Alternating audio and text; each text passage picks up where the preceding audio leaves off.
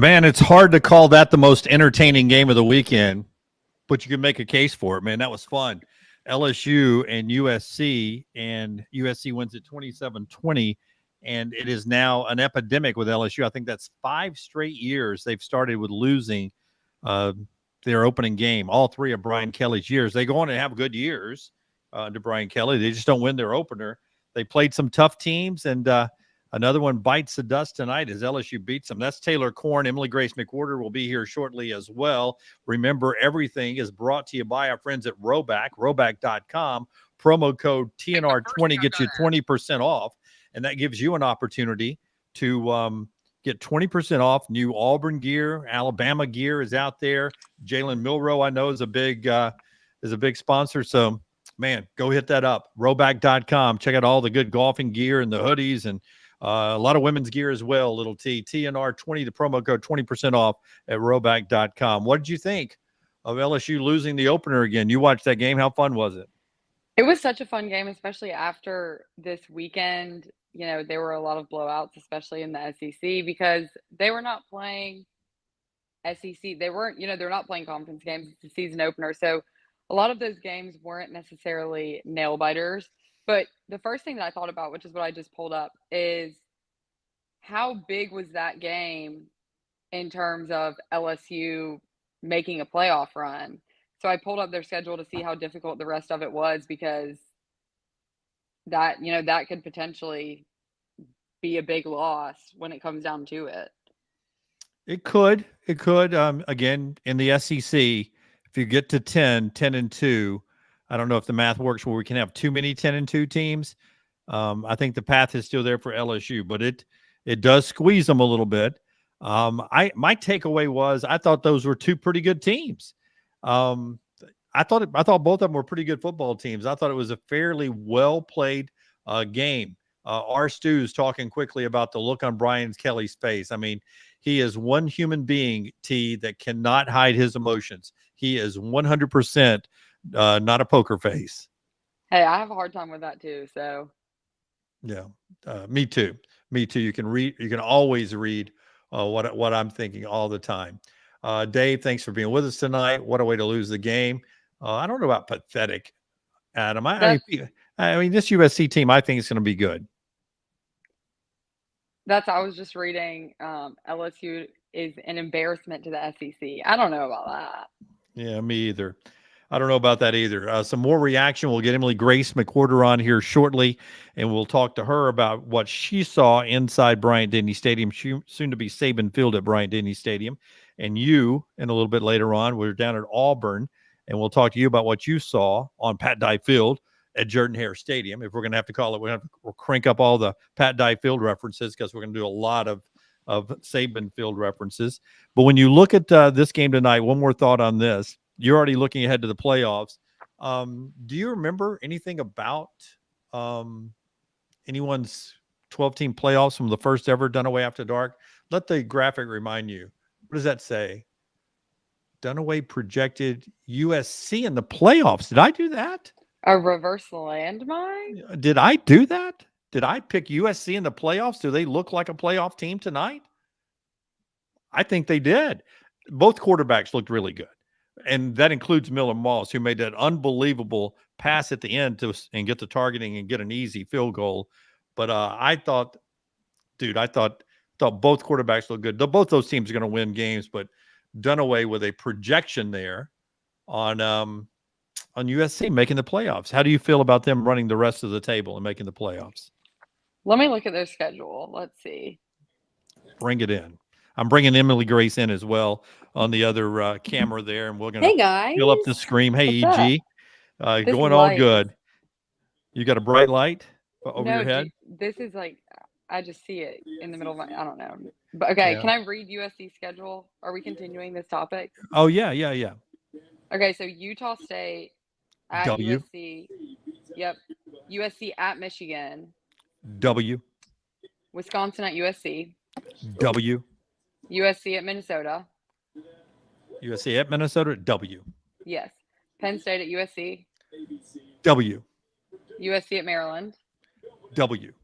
Dang, Dunaway. Rutgers at USC. Who's got their TV on? A lot of audio coming from ABC. Sorry, I do. That's me. USC at Maryland. 7, yes. W. There Rutgers at USC. W, that's 8. USC at Washington. W, that's 9. Nebraska at USC. 10-0. USC at UCLA. W, 11-0. Notre Dame at USC. W, 12-0. Dang. Okay, so you have them running the table. Then they go to the Big Ten championship game, lose, and still make the playoffs. We'll hold you to it. Yeah, we'll hold you to it. Let's get to what everybody is here for, to talk a little SEC football after the reaction of that. EG, we'll start with you. You were in Tuscaloosa for the DeBoer Era. It starts a win over there. So Little T and I are interested. You were there all of last year in Nick Saban's final year. Give me one thing or two things you noticed instantly that seemed different about the Kalen DeBoer era. So the first thing that comes to mind is there were very strict post-game rules under the Nick Saban era. You could not cross the dotted line, and that all went out the window. That was very interesting that photogs as well as videographers can now enter that space and followed Kalen DeBoer completely off the field. And then number 2, the pictures taken of the players during the game. I don't know if you saw that picture after, I think it was the first touchdown, and they were all posted up on the side on the Terron, and I thought that would not happen under Coach Saban probably. Yeah, when they all got together and they posed for a picture and stuff. Yeah. Yep. Common, you see it sometimes in the NFL. The Seahawks, I think, used to run to one end of there, and they would all pose for a picture. Yeah. I saw that in a couple of places in college football yesterday, but you're right. That wasn't a old school Nick Saban thing. No.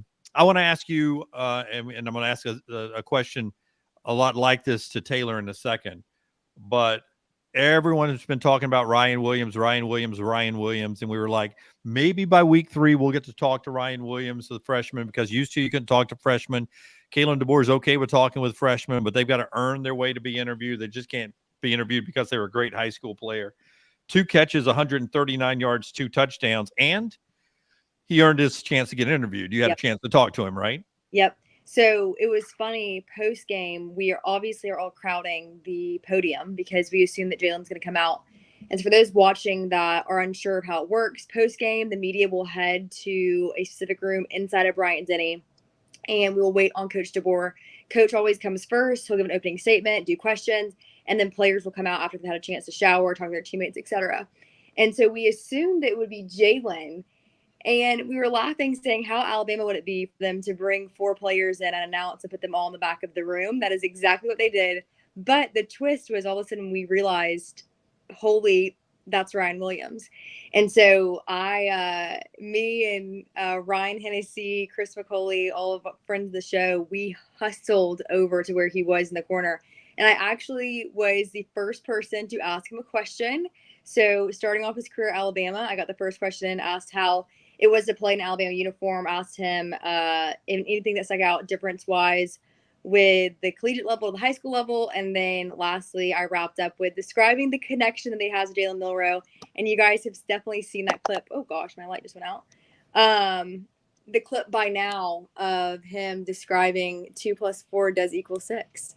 Yeah, that's jersey numbers and a touchdown. So 2 + 4 equals 6. If you didn't catch on to that, as that bounced around everywhere. My big takeaway, I'm going to go ahead and tell you, when I was on Sirius XM last week, and Taylor get a kick out of this, she knows I hate when I'm wrong about something, even when I'm projecting, making projections.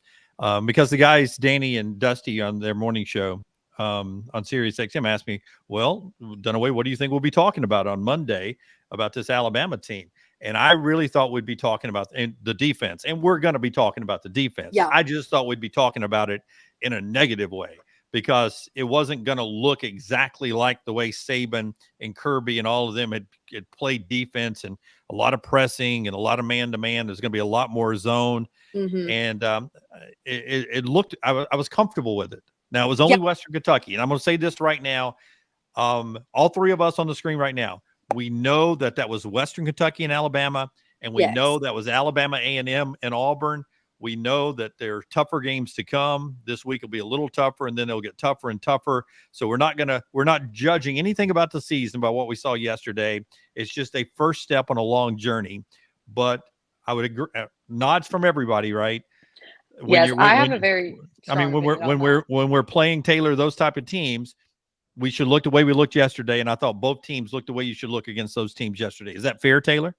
Yeah, well, what is, I mean, fans are fans and rivalries are rivalries. So stuff like this is going to happen. But what's so frustrating when it comes to games like this is when, yes, scoring 70, 60 points isn't going to happen in an SEC game, most likely. But you can still have positive takeaways from those games. Having a positive takeaway or feeling confident about a certain position group or how your team played, like, yes, you should blow those teams out, but you don't have to discredit everything that happened because of the level of talent that they're playing. So that's something that's frustrating to me. It's like, if you don't want people to celebrate the success that you saw on the field, then, like, what do you want to come out of these games, you know? Yeah, you've got to do these, it's on the schedule. You got to play it, and you might as well play it and look good doing it. I mean, Idaho, I think it was Idaho. Was it Idaho and Oregon? Who was Oregon playing last night? And I know Fresno State and Michigan, it was pretty scary for Michigan for a while. Yeah. And Oregon didn't beat whoever Oregon was beating the way they were supposed to beat them last night. So I'd rather go out and beat them, 63-0, and Auburn run a 10-minute clock in the second half and beat them 73-3. That's the way great teams beat these bad teams. Bear Bryant, one of the early games I got to go to, Bear Bryant beat VPI, which is now Virginia Tech, but they were VPI back then. He beat them 77-6 that night. He played everybody like Hugh did last night, like Kalen did last night, and that's the way you beat those teams. My observation, though, about the defense, back to Alabama, and then we'll flip it over to Auburn, was – I just thought the passiveness and all of that was not going to sit well with Alabama fans. But I think as we wake up on this Sunday and we get ready to go into a Labor Day Monday, I think Alabama fans were really excited about that defense. I think Russaw was great off the edge. I thought Jihad Campbell had a great game. I thought the defensive line played well. I thought Keon Sabb in his first game was great with 2 interceptions. They pressured the quarterback, didn't necessarily sack him enough, but I remember it like it was yesterday, early on when Alabama was winning national championships in 09, 11, and 12. Saban would lecture us in the media. Dunaway, it's not all about sacks. If you pressure the quarterback and make the quarterback make mistakes, that's better than a sack. If he throws an interception, that's better than a sack. And I was like, "You're right, coach. You're right, coach." and it is. I mean, you pressure the quarterback, and you made him throw 2 interceptions last night. So I think the pressure is better than the sack, and it worked there last night. We'll get back to Alabama's offense in just a second, but let's jump down quickly to Auburn, where Auburn's defense was obviously good, but we wanted to see the freeze 4, those receivers. And Taylor, you were there, you were on the field. I thought the freeze 4 looked great, just like Ryan Williams looked great, and all the newcomers in Tuscaloosa. I thought the freeze 4 did their part too. They 100% did their part, and that was my biggest question heading into the weekend was, will they, again, I understand it's Alabama A&M, but they haven't played in front of that big of a crowd. They haven't played in that atmosphere in that big of a stadium before. So will they crack under pressure? Or, can they live up to the hype in the moment when they're on the big stage? And I thought they all looked very comfortable. I thought they looked confident. And Peyton Thorne, he looked so much more comfortable, and I think it's because he trusts the weapons that he has, alongside him on the offense a lot more than he did last year, rightfully so. But my biggest takeaway was last year, Auburn didn't have a passing threat. It was Jarquez Hunter. It was the running backs. And you didn't really have to game plan to stop Auburn's passing game because, chances are the receiver would drop the ball. But now we have Cam Coleman, we have Condre Lambert-Smith. Like, we have a number of receivers as well as a very strong running back room that, a lot of them returned from last year. So my biggest takeaway is our offense, we have options. We have so many options. That is not something that we've seen in the past few years. Yep. And I agree. And Jarquez got it going. And it was funny, observation wise. And we'll talk about the other SEC games coming up in a moment. This is Dunaway After Dark, episode 3. This is the week 1 episode. We did one before the season, week 0, week 1. So the third time we've done this. And we're going to do it every Sunday night, either after the big NFL game or right at 10 o'clock, whichever comes first throughout the season. So every Sunday night, all the way through basketball season, we'll be here. Sometimes the girls will join me. Last week I had Chris Marler with us. So we'll have a bunch of people that'll roll in here with us. It was funny sitting back. I didn't go to either game. I was sitting at home. And I forget who scored first, but I think it was Ryan Williams and then Cam Coleman. Almost within minutes of each other. Yeah, almost within minutes of each other. And it was I was like, well, this is pretty cool. Auburn started 30 minutes later than Alabama, but it was like, oh, Ryan Williams scored. Oh, Cam Coleman scored. And it was like, a back and forth of these two big time names, potentially 2 freshman All-American playing receivers for different schools against lesser competition. But I thought it was pretty poetic that you got to see those guys out there showing off last night. I want to ask you, EG, you're next. Kalen DeBoer. The headsets didn't work to start with. He wasn't happy about that. Steve Shaw was on our show. I asked him directly. I remember it. He was on our show, and I said, Steve, he's the head of national head of officiating. He was explaining everything to us in the preseason. That interview's still up, Next Round Live on YouTube. And I remember asking the question, Steve, what if one team's headsets do not work? Does the other team have to take off their headsets? And I don't know if he didn't understand my question, but he didn't really answer it, that way. He made it sound like if your headgear doesn't work, if you're on the field, they have backup helmets to get it to you. And I didn't follow up. I should have followed up. That's bad journalism on me. But we get into it the first game, and my first thought was, well, how do we know their headsets aren't working? Does anybody go over there and test them? I never saw a referee put on the headset.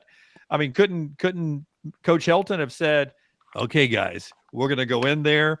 They're not going to know what hit them. We're going to pretend our headsets don't work, and they're going to have to take their headsets off the first 15 plays, and let's see what we can do with them. Let's see what we can do with them at that point. So it was a weird way to start for Kalen DeBoer's first game with a delay. Did that bother him? Did he mention it in post game at all? Yeah, I asked him about it. I was under the impression, like some other media members, that the in-helmet communication for Western Kentucky was malfunctioning.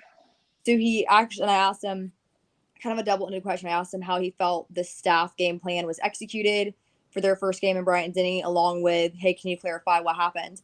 And he said that was the first time that's ever happened to him where that rule is having to be enforced with the other team having to take off the headsets. But then on top of that, 2 helmets came off of the linemen, and they had to have 2 guys, and it was right at the same time. So they have to exit, the playing space. And so between that and then, of course, an unforeseen injury with Caden Proctor in warmups, you're having to do a lot of pivoting, just like the scene in Friends. And I thought it was pretty funny, just him kind of recounting that story, saying, I've seen a lot in college football, but this was new for me. And what a way to start at Alabama. You have basically 3 separate situations that one of those situations would have been enough, but for all 3 of them to happen in a span of about 25, 30 minutes is pretty crazy. Can y'all hear my upstairs neighbors? Yeah, I sure can.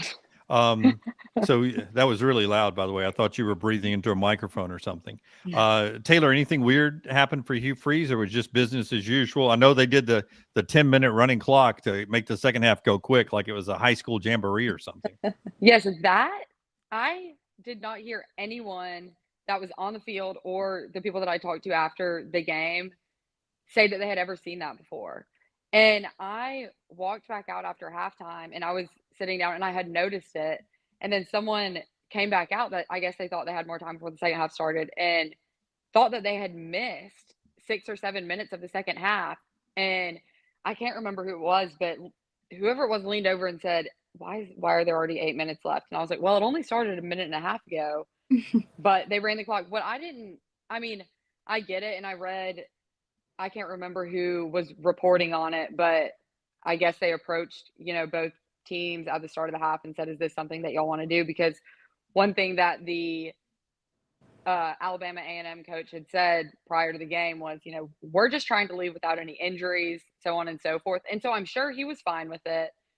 And the same for Auburn. You never know when there's going to be a freak accident. At that point, the game was just, it Yeah, was let's get it out was of out of here. hand. Yeah. Yeah, Right, but let's. have you seen that happen before? I have Because I was not. on with Brad Law earlier, on Village Vice, and he said that he has never seen that happen before, and I hadn't either, but I didn't know if I had just been oblivious to it and not paying attention. Yeah, not in major college football. I mean, I see it happen sometimes in high school, or junior high or B team games, but I've never seen it in a varsity game like that. But those two are behind us. So let's look ahead real quick, and then we'll get to the chat room and talk up and chat it up with the guys and the gals a little bit over there. Again, Roback.com brings you Dunaway After Dark. We all enjoy the Roback gear all the time. We ask you, if you want Roback, to use our promo code TNR20. Gets you 20% off your first purchase there. You just go to roback.com, use the promo code TNR20. TNR20 gets you 20% off right there at roback.com. We all enjoy our Roback gear. So next week, I'll start with UT and then go to EG. It's Cal coming to town.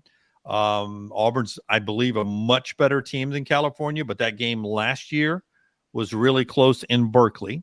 Now they do the return visit. Just like Alabama's getting a return visit from a tough game. So we'll start with Cal and Auburn. What's one thing you think Auburn needs to improve on next week? And the concern level for you with the Cal Bears coming to town? One, there were a few mistakes that Auburn made, and it was later in the game. So, it wasn't the first and second string guys, but we had 2 turnovers, which I think that's just, you just need to protect the football. And I don't know if they were getting a little sloppy because it was late in the game and they had such a big lead, but protect the football. And then our secondary, I didn't think looked great at times. And, you're going to be playing a lot more talented quarterback receiver duos soon. You have Cal and then you start SEC play.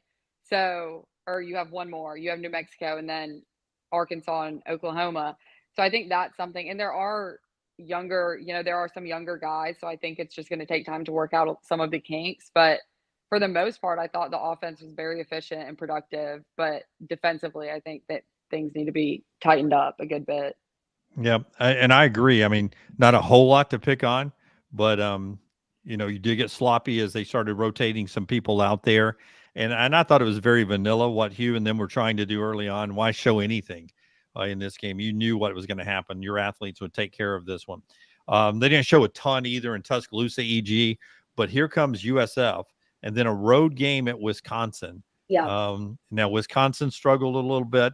USF is coming in, and if Jalen Milroe had played last year, I don't know if that game would have been as close, but he didn't, and it was close. And USF is going to be better this year. I'll ask you first thing: what do you think Alabama needs to clean up, and concern level for Bama fans with USF coming to town?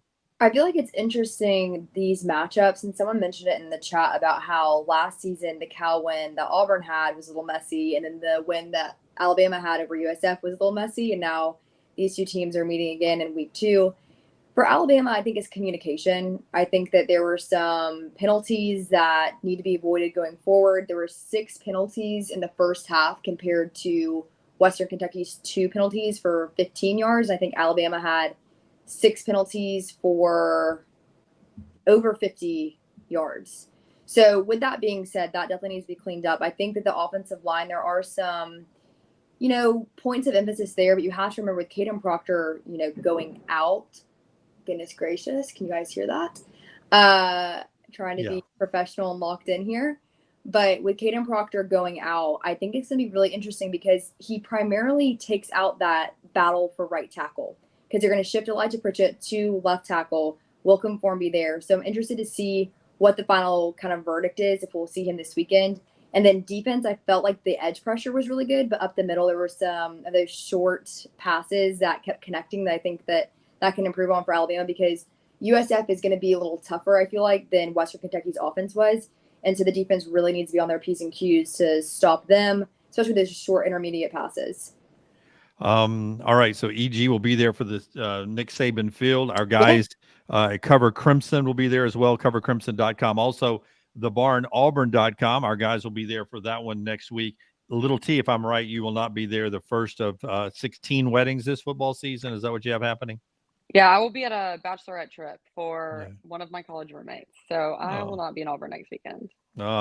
Take us with you. We've all wanted to go on bachelorette trips. My thoughts We've on all. something. Yeah. Here's some thoughts on the SEC, and we'll get to the chat room. Georgia got hot in the second half. Thought Georgia looked really, really good.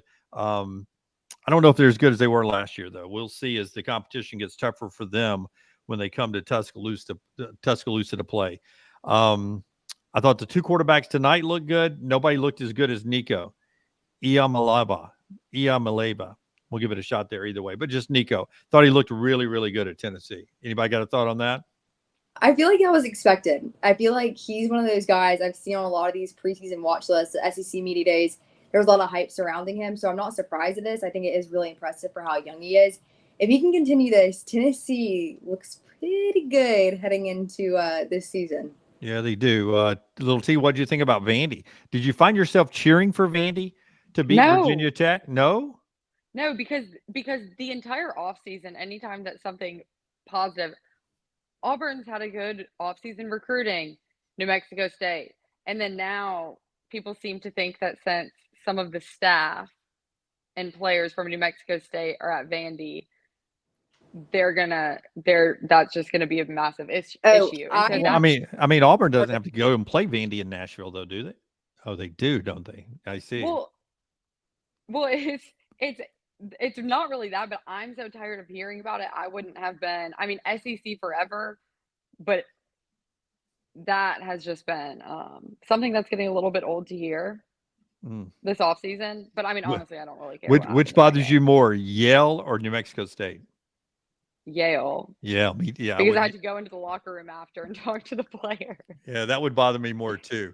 Okay, reaction from the chat room as we wind down here on Dunaway After Dark. We do it every Sunday. Jays 82 says LSU choked. Choked. What did you guys do? You guys are watching into that? Do you call that a choke job? You drive it down, you don't get the touchdown, you kick a field goal, you tie it up, then your defense doesn't hold it. Does that qualify as choke, or is that just good job USC? I'm almost just say good job USC. What do you guys say? I think he's got outplayed and outcoached, and I think that it absolutely is heartbreaking for Brian Kelly to now be 0-3 now for season openers at LSU. He's 0-3, and they've lost 5 straight. T, you're right. They've lost 5 straight as a team. But the last 2 were Orgeron. The last 3 have been now Brian Kelly. That is a bad curse. Yeah, it's not but they weren't playing Furman, and they weren't playing Alabama A&M, and they weren't playing Western Kentucky. They were playing USC. So that's a little different. LSU done embarrassed the hell out of the SEC. I mean, that was not as embarrassing to me as what Florida put on tape against Miami. That was an embarrassment at home, and you lose by 30-ish points, it seemed like. That's more embarrassing. Did y'all see the videos circulating the internet of the Miami players walking off the field, talking to the recruits that were visiting? Yeah. Hands. Yeah, that was something. But which one of y'all Dunaway had the Florida win total? I was about to try and pull it up if you didn't remember, but I didn't know if you remembered. I think I had them at 7.5, maybe. I can't remember. You're talking about in our Bet On Air on the next round. Live tomorrow, by the way, Labor Day show. We're live 9 to 12. We start our new Monday lineup tomorrow on the holiday as well. 7 a.m. with Lugan, Bill, and me. Then Brownie's in with Brandon Marcello, 8 to 9. Our normal show, 9 to 12. The coaches' news conference in overtime, 12 to 1. And then 1 o'clock Central, LT goes unlocked with Brock Hewitt. All that tomorrow live on our platform. I can't remember who had Florida. I think it possibly was Brown. Yeah, over 4.5 wins. Yep. Okay, before we move on from Florida, I saw this tweet, and if this is true, I feel like my bold prediction should count. This is unreal. Sources at Florida tell me Florida head coach Billy Napier and the guy in the Albert the Alligator costume exchanged words in the tunnel on how to be separated, going from bad to worse in Gainesville. This could be a troll moment. I don't know, but the fact that my bold prediction was that a mascot and a fan get an altercation that stops gameplay, this is setting that up. But I thought mascots didn't talk. But I guess if they get really pissed off, they do. Physical altercation. But I guess they exchange words. I don't know. I thought that was hilarious. So if that's true, I am really happy with that because that means that it could be possible that we'll see my bold prediction come true. Yeah, Josh writes in with newborn. Just when I thought that this football weekend couldn't get any better, we got this game. I love it so much. It was a fantastic, entertaining football game, right, T? Yeah, it was. The first, probably the first quarter of the game, I was with little Lincoln, so I was a little bit distracted, but I watched the end of it, and it was a good game to kind of end the weekend, even though we have a game tomorrow. Michael says Tiger dropping should be lively tonight. I hate counter programming opposite of T-Bob, but that's probably worth a drop in to go over there with Moscano and T-Bob to see what's happening over there. Another loss for LSU in an opener. They usually rally and have a pretty decent year, and I don't think their season is done yet. Justin's talking about our boy T-Rob. Sorry, y'all. T-Bob and Moscato show is too good to watch right now. They've gone over there. They are too good. They play the part. They play the part, and they have very entertaining on-air personalities. So I'm sure it's entertaining. Yeah, Lance, not our Lance, a different Lance says USC's defense got better. That's the whole difference in the game. Yeah, their defense got a ton better in that game tonight. Masterful fourth quarter by Lincoln Riley. People forget what a great play caller is. If he ever has a good defense, watch out. And he's got a good defense this year. I said this all along on why I put USC in the playoffs. I think they cut out some of the fat, the guys who didn't have their head right when it comes to NIL money. People that were more worried about money than they were about playing for the team. They cut those people out of the program last year. They still pay a lot of NIL money. It's still Southern California, but I think they have more blue-collar guys this year. And I thought that was why they had a chance of winning this game tonight. Yeah, it's a good weekend of college football all around. And to cap it off with that one, it makes it pretty sweet. Okay, let's give them 4 more minutes of the chat room, and we'll call it a night. People keep raving about Lincoln Riley as we go through all of this. Y3, Dunaway's the only old head willing to work. I just like talking football, man. I'm up here. Look who I'm talking with, too. These wonderful ladies of football. They're so ladies awesome. of football. Yeah, so fun. Ryan Williams is only 17-year-old, says landmine believer. Cam Coleman is 17 years old. We go back. Are we going to go forever back and forth on these two guys? I don't think that we need to, though. It is okay for Ryan Williams and Cam Coleman to both be good wide receivers in the SEC. But both things can be true at the same time. Yeah. Exactly. Connor Wegman was awful. Some people talking about Texas A&M against Notre Dame last night. That did end up being a low-scoring, boring game until the fourth quarter, until Notre Dame got it going. USC and Notre Dame says during the playoff is an ESPN dream scenario, along with the SEC powerhouses. I do have USC in. I did not have Notre Dame making the playoffs because I think by the time we get to the end of the year, they play each other in the final game. I feel like one of those will be the knockout game there. But Notre Dame could be unbeaten there. They got such an easy schedule right there. AU Clay, it's week 1. Nobody knows anything. I like the realism. It's just fun to see them out there. Yeah, it's just fun to talk. Okay, give me a final thought before we get out of here on just your first week experience. EG, you go first. Just a final thought on week 1. Give me an elevator pitch on week 1. I like about the team or about my personal experience or both? Not both. So pick one. Okay, pick one. I had an amazing time in Tuscaloosa. It was awesome to be back, and I cannot wait to do this season of games together with everyone. All right. So with a little sweet vanilla Hallmark twist there from EG. What about you, Taylor? Give me something hard. What was your thoughts? We got sweet and spicy. Come on. I'm ready for the games to get real. I'm ready for competition to start, and I'm ready for something to be shaken up. I'm ready for a team that everyone thinks is going to be a playoff team to lose. I'm ready for a team that no one thinks is going to be a playoff team to make it.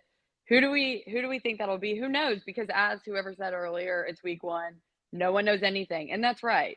But I'm just ready for some madness. EG, do we have any top 25 teams lose this week? I can't think of one. Anybody? I mean, just the ones. Yeah, just the one that. Yeah, just the ones that were playing other top 25 teams. The one you had to. There were no real. But not a big upset. Yeah, I think Virginia Tech may have been the biggest upset. They weren't ranked, but they were supposed to contend in the ACC. Yeah. What is Boise State ranked? Are they ranked? They were not ranked, but that was a battle with Georgia Southern. You helped me hit my parlay though. Gotta keep them within 13. Gotta go Eagles. Yep. So I hit that little parlay there. Knocked out Paulson will take it. Yeah, so that was good. All right, guys, thanks for jumping in here and filling in for a couple of people I had called and they dissed me. So you two are always super nice with your time, and I appreciate you so much. Live tomorrow, 7 a.m. is our next content. 7 a.m. You can always get it nonstop at thebarnauburn.com, thebarnauburn.com, and covercrimson.com. Continue. I guarantee you there's stuff over there right now you have not seen yet. So go watch it, read it, and check it out. And the premium content starts just with $1. Thank you, Roback, roback.com, promo code TNR20, 20% off. How many of you will be there early, 7 a.m. with me for, you're going to be there, Little T, again this year? Dunaway, who was there every single college football week last year at 6:30 a.m.? You were. I thought maybe and you're that going is not changing. Is it not? I figured you would source that out this year. No. If I don't watch it at 7, I'm going to have to watch it at 3. So I might as well just move with the time. Get on up there and get there. EG, when will we see you tomorrow? Will you be there? Will you be there in time for the middle 8, or you're off to a coach's news conference? I am. I'm off to Auburn. Coach Freeze starts at 11. I like to get there by 10:30, so which puts me leaving by 8:15 because I'll stop and get a coffee. All right. So that's our plans tomorrow. One's in Auburn. One's going to wake up before she wants to and join the old man up there for Luganville and Dunaway, the Monday morning live, 7 a.m. Thanks for being with us, guys. We'll do it again next Sunday after an NFL game. You guys have a great night, and thank you so much. That's Dunaway After Dark.